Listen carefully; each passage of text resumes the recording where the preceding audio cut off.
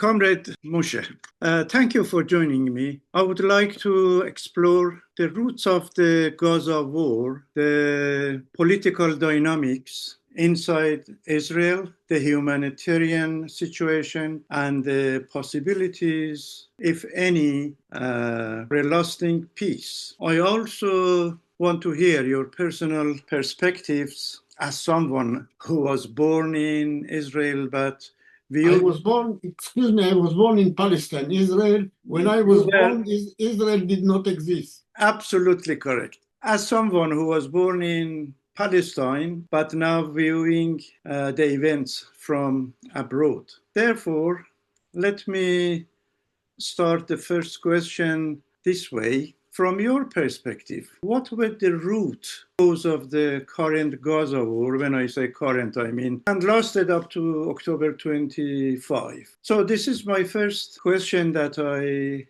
really need to have your views on that. Okay, first of all, another correction.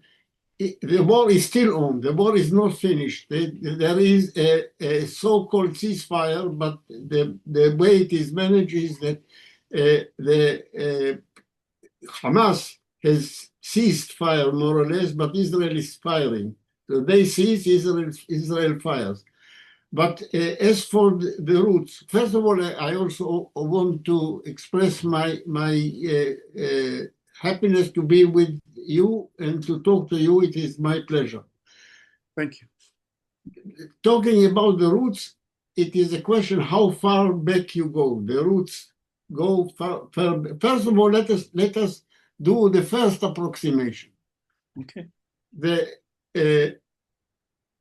war of that is still ongoing has its proximate roots in the June War of 1967, in the occupation by Israel of the West Bank, the Golan Heights, and the Gaza Strip. Yeah. It was possible to foresee, and in fact it has been foreseen, and I can give you evidence for this. It was predicted that if the occupation continues, there will be a dynamic of uprising, of resistance, terror and counter-terror. If you go to the Matzpen website, you will find in the opening page, you will find a statement published on the 22nd of September 1967, which predicts exactly what was going to happen. It is signed by 12 people. I am one of them, and I am the only one that is still alive of these 12 people. It was a long time ago. So it was predicted that something like this is bound to happen. This is an inevitable and recurrent consequence of occupation of a people by another power.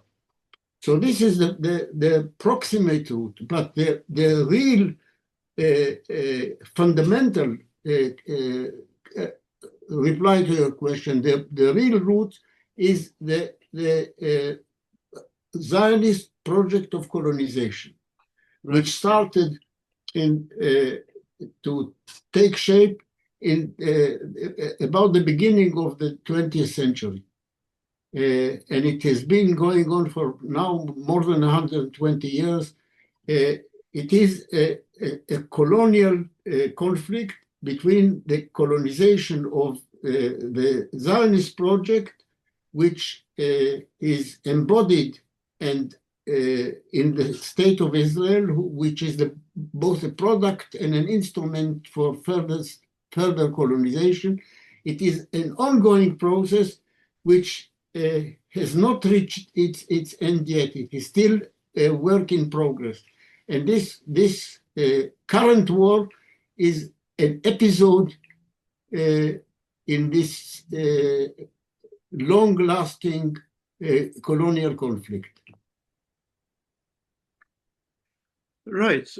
Can we concentrate on the recent war, which, as you mentioned, started in October 23, and a type of ceasefire was agreed by October 25. What was the root of that? Why did it happen in this way and in this shape?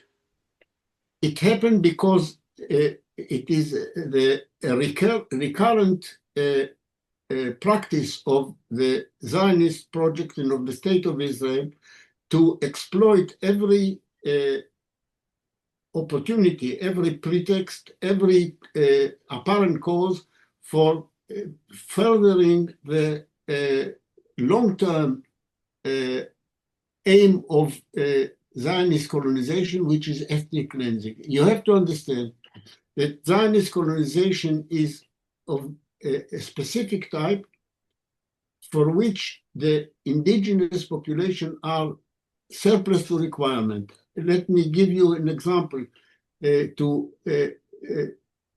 explain what I mean by this.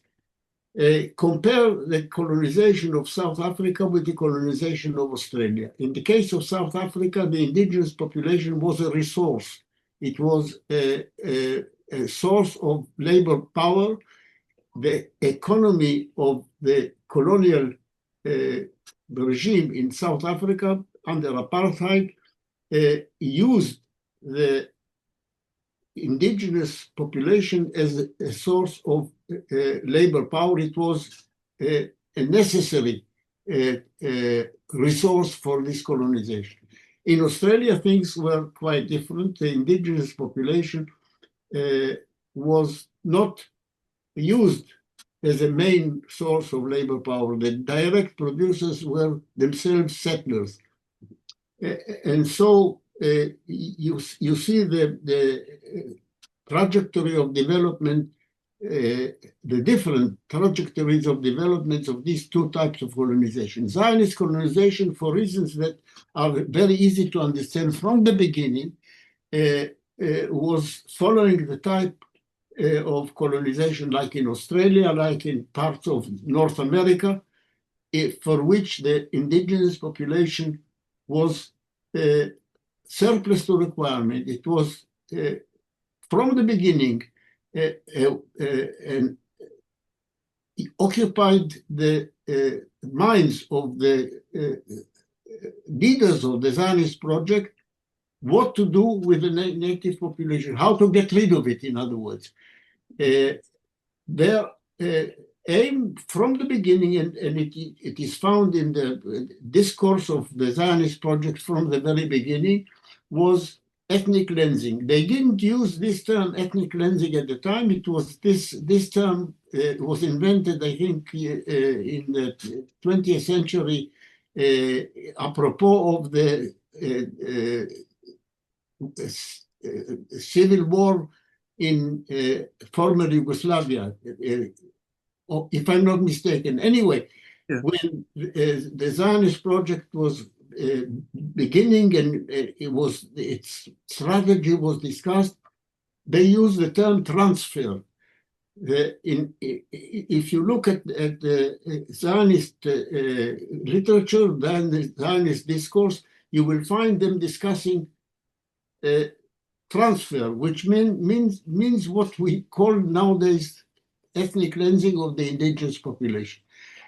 Every opportunity, and there were several cases of opportunity, some war, some provocation, some event that enabled the Zionist project and the State of Israel, which embodies it, to perpetrate ethnic cleansing, they used it.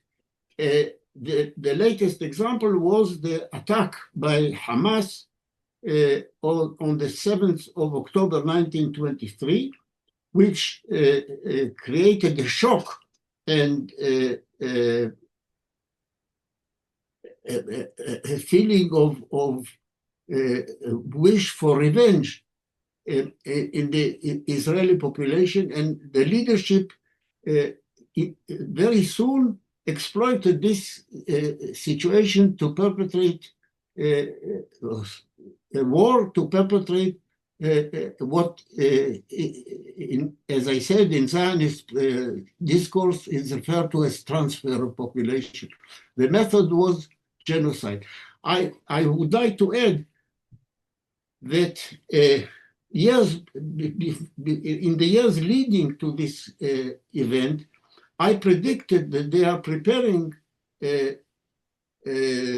ethnic cleansing, and there were definite signs that I pointed to, including the dynamic of conflict with Iran, that pointed at ethnic cleansing not in the Gaza Strip, but in the West Bank. The planning that I pointed to at that time was planning of the ethnic cleansing, the transfer of the population from the West Bank across the Jordan.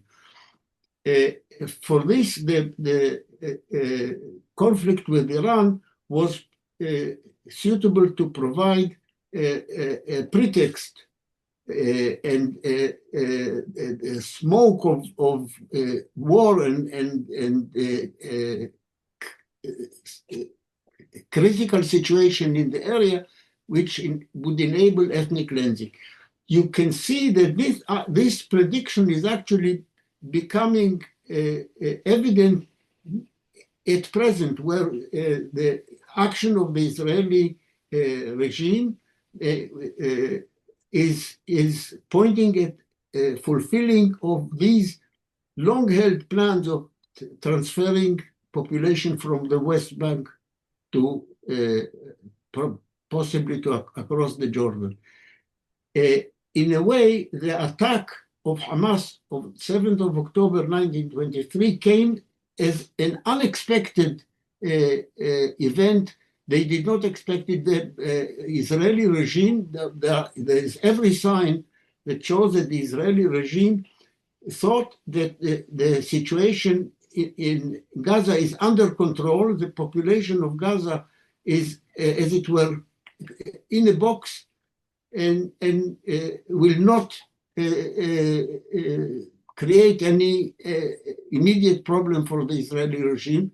They were more, their minds were locked on the West Bank, but they soon changed their plan when the opportunity, the unexpected, to them unexpected opportunity came on the 7th of October 1923, and the mood of the Israeli public pointed at the possibility of exploiting this situation to ethnically cleanse the Gaza Strip.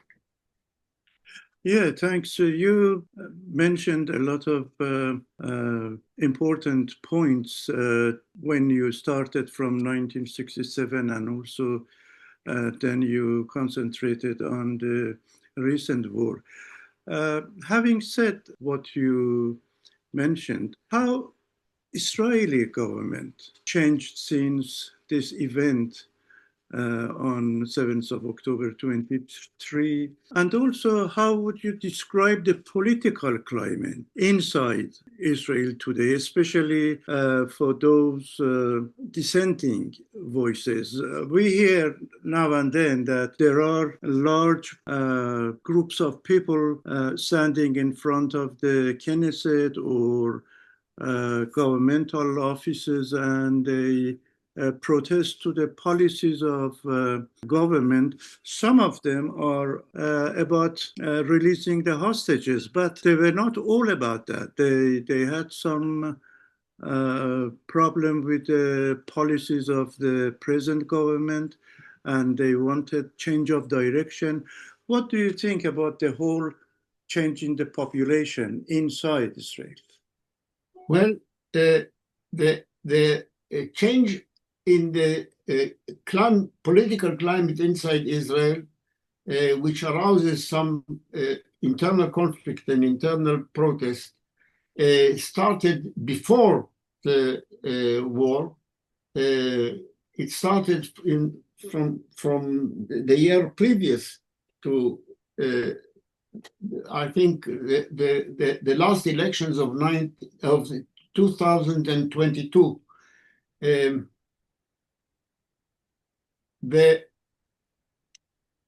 present regime in Israel is going in a direction that to Iranians should seem very familiar, because it is going in a way that Israel in its own way is converging with the repressive regime of Iran.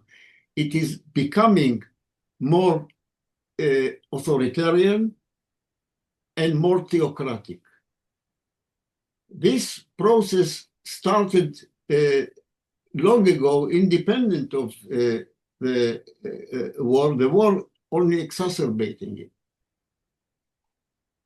it. So in a paradoxical way, in its own way, the regime in Israel is converging to something that is a mirror image of the theocratic and repressive authoritarian regime in Iran. If I'm not mistaken, they are traveling in opposite directions. I think, correct me if I'm wrong, but I think that it seems that as a result of popular struggle and so on, internal contradiction in Iran, the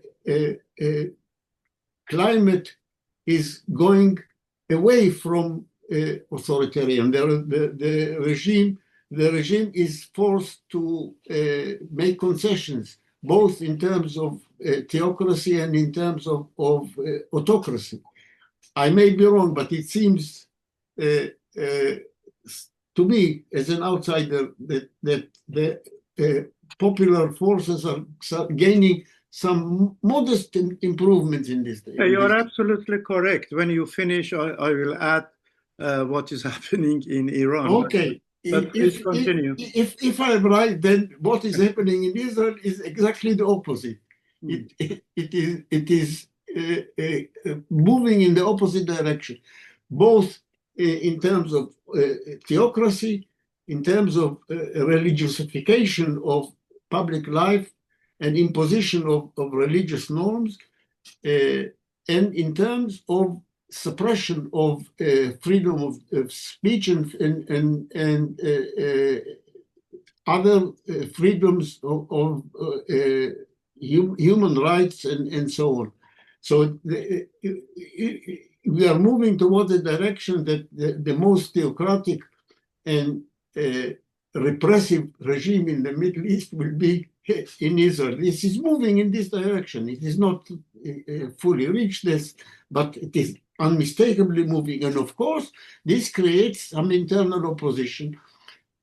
The internal opposition is not fundamental, most of it, with the exception of a small minority, is not directed against the fundamental issue of the Zionist project of colonization, but against these trends of authoritarian and theocratic move of the Israeli regime. There are some liberal, quote unquote, strata of the population that are resisting these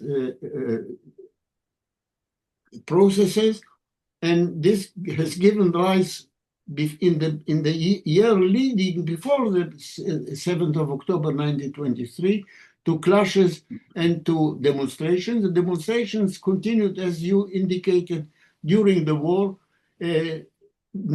not directed against the fundamental aims of the Zionist regime, and not against the regime, the basic nature of the regime, but against these two processes that I spoke about. Yeah, thanks for your views. I just like to add one or two things before carrying on with my question. One is about Iran that you mentioned a few times.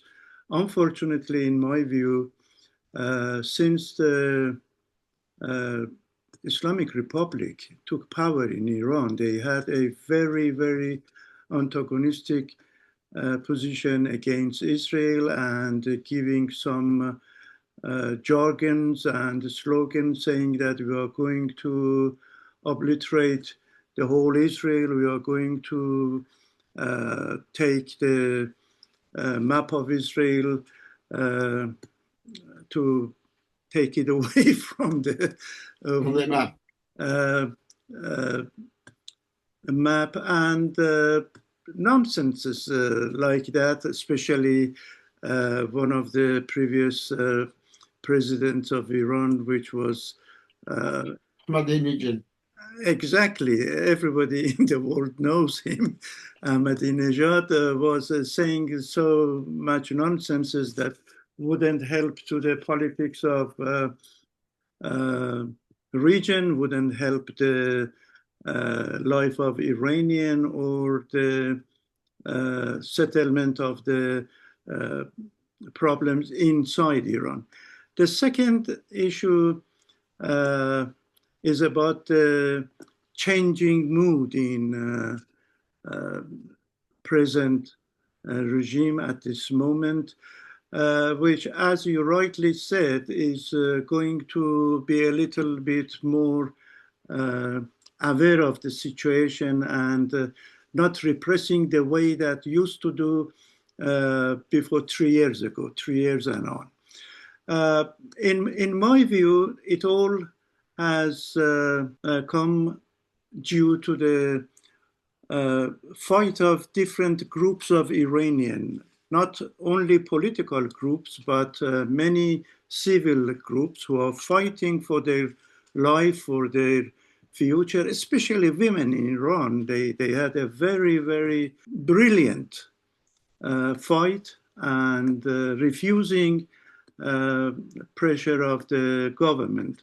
It is well known that Iranian wanted to force women for their clothing and saying that everybody has to cover their head.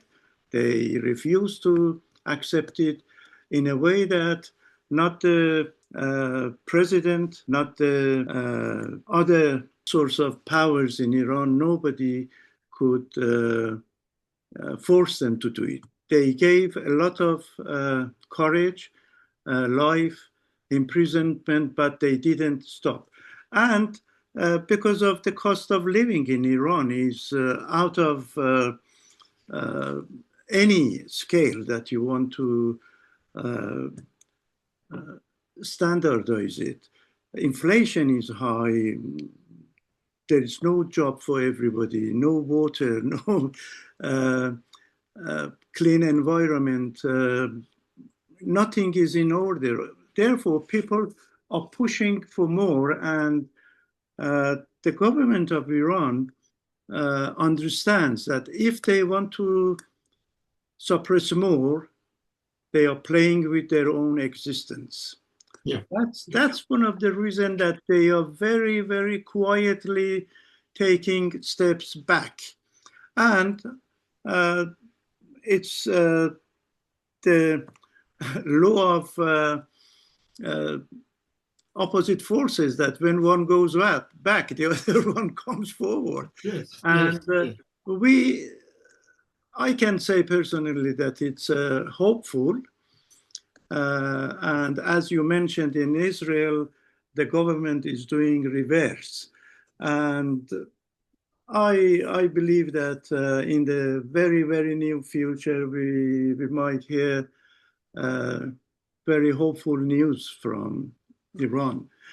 Now, in the continuation of what I was trying to find out from you, who have a very first-hand information and analysis from the present situation in Israel, especially after the Hamas attack. What is your view on the current Israeli government and USA in shaping the prospect and, if possible, ending the war? Because, as you mentioned, is a ceasefire at the moment and the war hasn't stopped.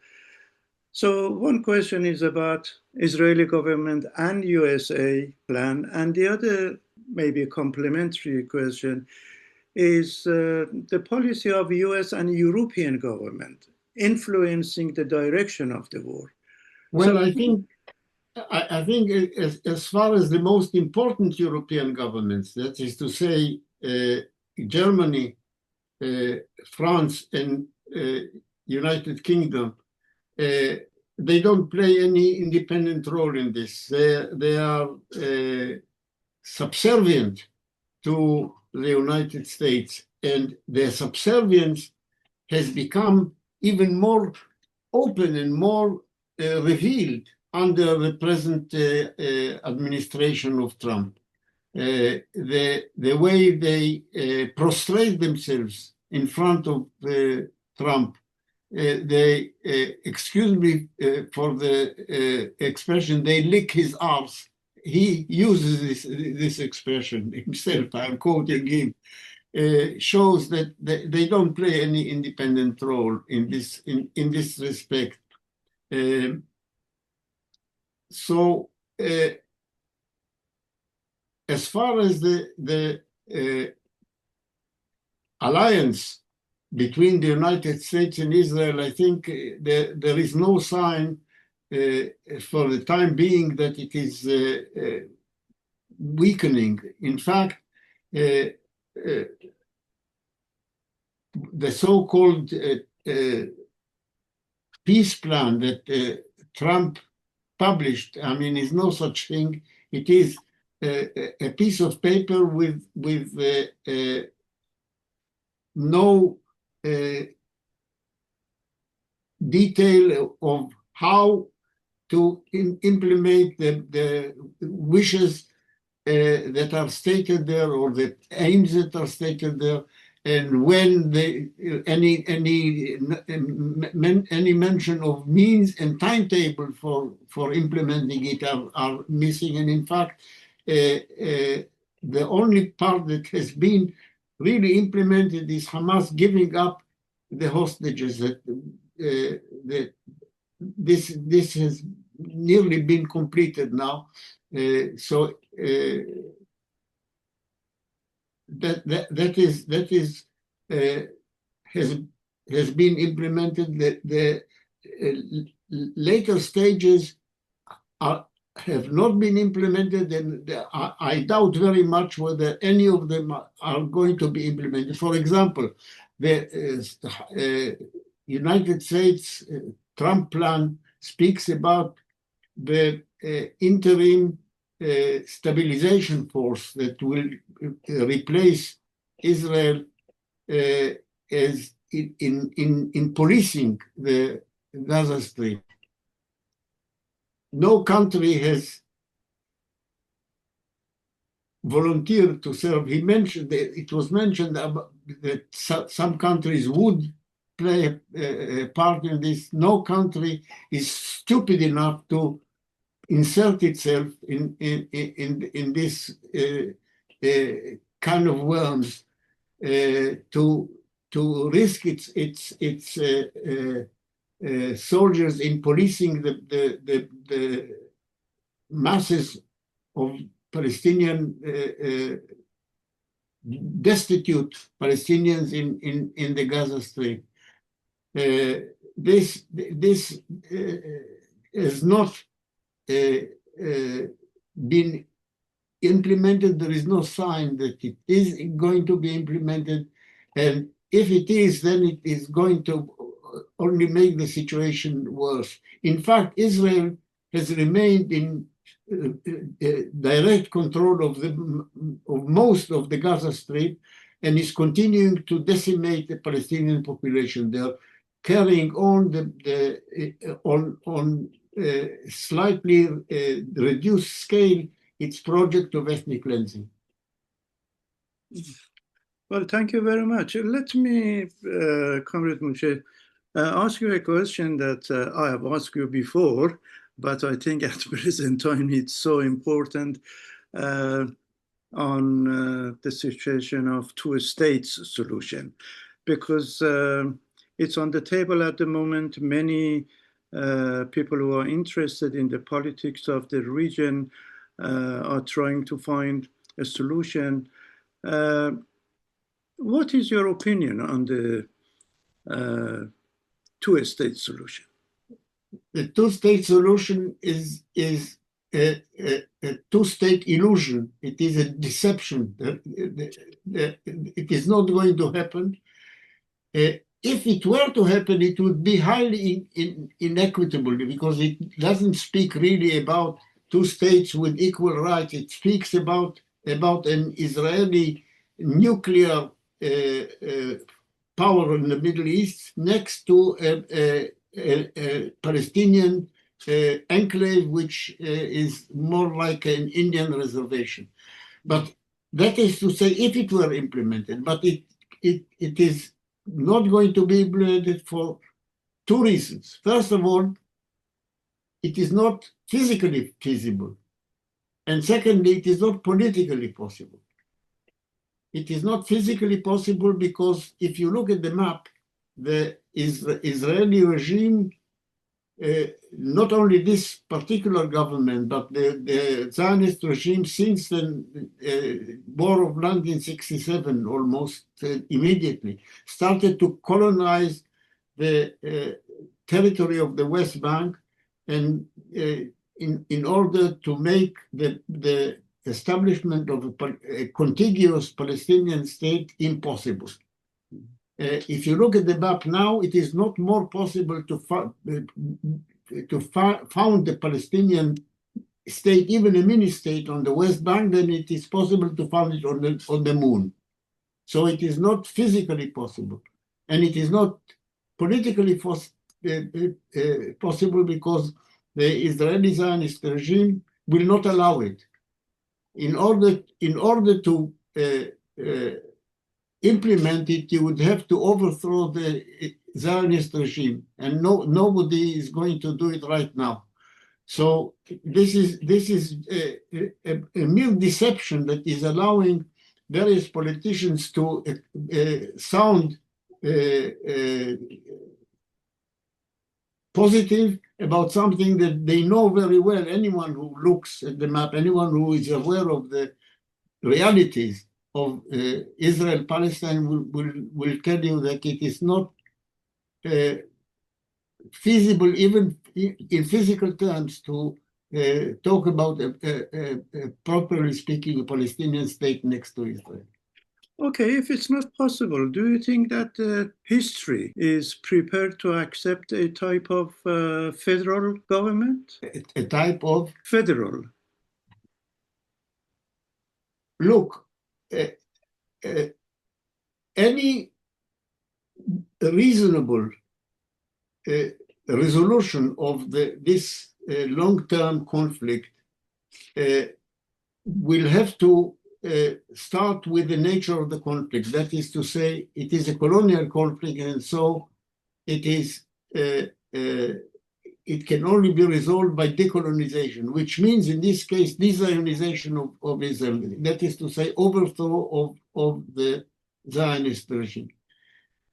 Given overthrow of the Zionist regime, various kinds of geometries are possible. Possibly a federal Palestine, but the overthrow of the Zionist regime cannot happen except in a regional context. So we have to think about the long-term the resolution of this conflict in a context of a socialist Middle East, because this is a precondition for the ability, the possibility of overthrowing the Zionist regime. I've spoken about this several times, and I will not go into detail right now. You will find it in articles that I have written. But basically, resolution of the conflict requires overthrow of the Zionist regime. This is possible only from the inside and in the context of a revolutionary socialist region in which the Israelis and Palestinians will be integrated as component parts. It's very important what you are saying. a socialist region. What meaningful role do you see for regional powers like Egypt, Qatar, Saudi Arabia, Turkey, Iran? These are all part of the region. I didn't mention Syria and Jordan because of their political insignificance, but these countries which may have some roles in the present political issues, are they going to be helpful at all? In their present form, they can only be obstructive. We are talking about regimes that are reactionary, subservient to the United States in 1 or 2 degrees, and internally repressive. Potentially the most important of these that you mentioned is Egypt, because of its size of its population, its role historically. The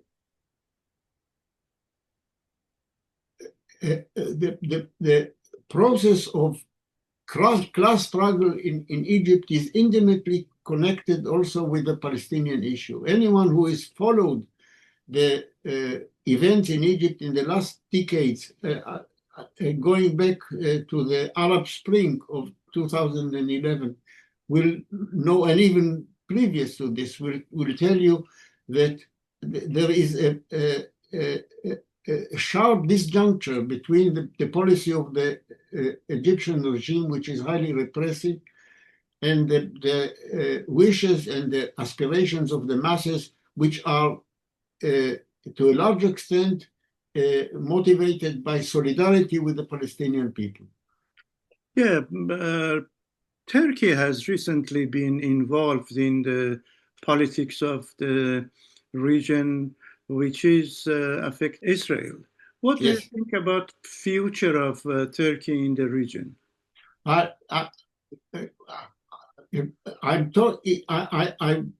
can address the immediate issue of the looming importance of Turkey as a major player in the present, in the near future in the Middle East.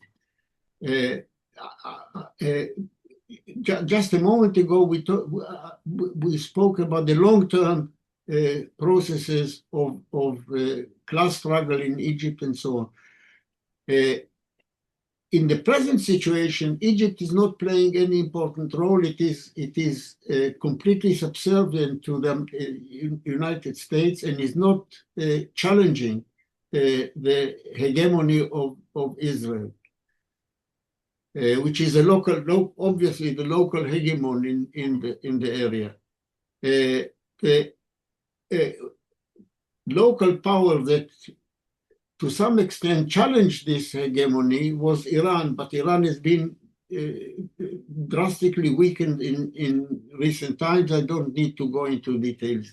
This is well known. What is happening now, and I think we can detect Turkey as a new player in the present play of forces in the Middle East, as an important challenger to Israeli hegemony. So we are going to have, if you like, a three-body problem in the Middle East. And I don't know if you are familiar in physics, there is such a thing as the three-body problem, which is much more complicated than the two-body problem, and there's no known this precise solution. It can lead to chaos.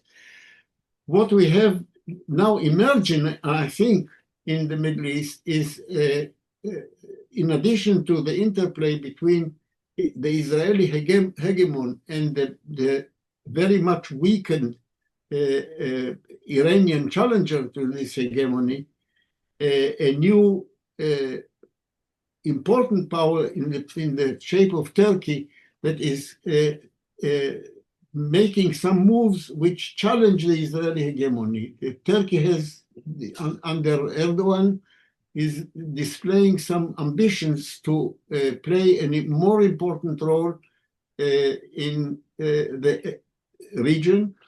This appears, for example, in the conflict emerging between Turkey and Israel in Syria, each of them trying to control Syria as much as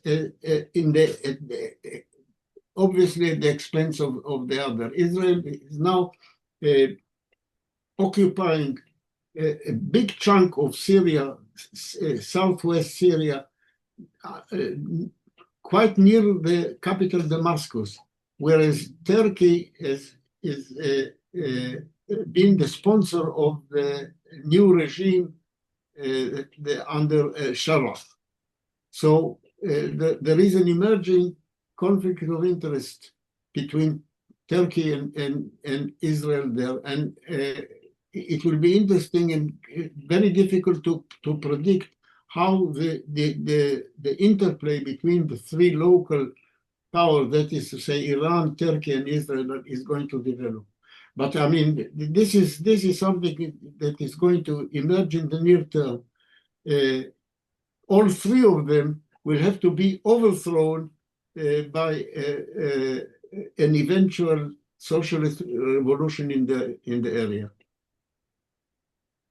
Yeah, thank you very much, Comrade Moshé, for your views. We tried to cover a few issues concerning the situation in Israel today and in the region, and the role of Americans and Europeans in the war. Despite everything, what gives you hope for peace? Would there be any peace in the near future in the region? I think it is perhaps misleading to speak about peace. Peace will be possible if the underlying the inherent conflicts are resolved. I think from what I said, you can deduce that I don't see at the moment any immediate prospect of the conflict being resolved. Short of the resolution of these conflicts, short, for example, of the decolonization of Palestine and the overthrow of the Israeli regime, among others, I don't see any prospect in the near future for peace, which can only follow resolution of the conflict. But who knows? I mean, processes may develop at an unforeseen pace. One can always hope that